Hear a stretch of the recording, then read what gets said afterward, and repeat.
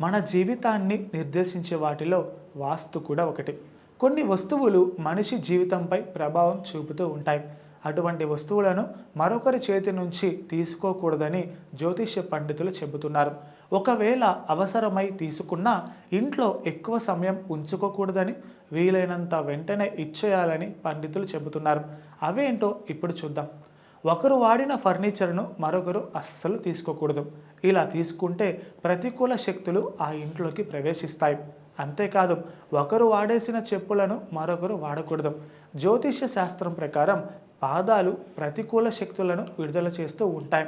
ఈ ప్రతికూల శక్తులు చెప్పులు, బూట్లలో నివాసం ఏర్పాటు చేసుకుంటాయని, మరొకరు వాటిని ధరించినప్పుడు అవి వారి శరీరంలోకి ప్రవేశిస్తాయని జ్యోతిష్య పండితులు చెబుతున్నారు.